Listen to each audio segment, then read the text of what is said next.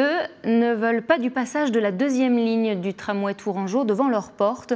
Eux, ce sont les membres du collectif contre le tram par le boulevard Jean Royer. Ils se sont donné rendez-vous samedi matin pour exprimer leur mécontentement et placarder des affiches contre le maire de Tours. Ce tracé, par ailleurs, nécessiterait selon eux l'abattage de nombreux arbres. Aurélie Renaud. Quand on fait des relevés, il y a bien 10 degrés d'écart entre le côté du boulevard arboré et le côté en face. Voilà. 60 arbres abattus pour faire passer un tram, impossible à imaginer pour les membres du collectif contre le tram boulevard Jean Royer. Ils invitent les riverains à dénoncer l'abattage via des affichettes. Mais au-delà des arbres, c'est le passage du tramway devant leur maison qui coince.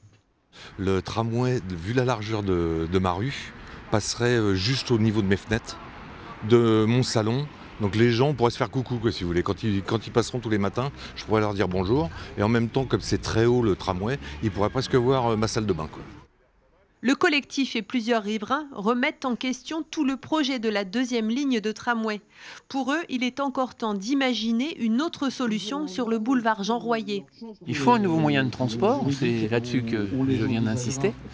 Sauver les arbres, c'est encore mieux, mais d'abord il nous faut un moyen de transport. Et si le moyen de transport, en fait, peut être autre celui qui est proposé aujourd'hui, notamment un relais entre le tramway existant et d'autres moyens de transport, je pense que ça serait une meilleure solution. Est-ce que la fréquentation du tram officiellement prévu, on ne sait pas trop par quelle statistique, est vraiment réel. Le coût annoncé, le coût prévisible, on avoisinerait les 800 millions d'euros. Le coût annoncé de ce tramway est faramineux, et voire même pharaonique. On a des propositions alternatives et c'est de ça aussi qu'on veut discuter avec les élus, avec le préfet. Le collectif devrait rencontrer les institutions et le préfet ces prochaines semaines. D'ici là, d'autres actions de mobilisation auront lieu boulevard Jean Royer.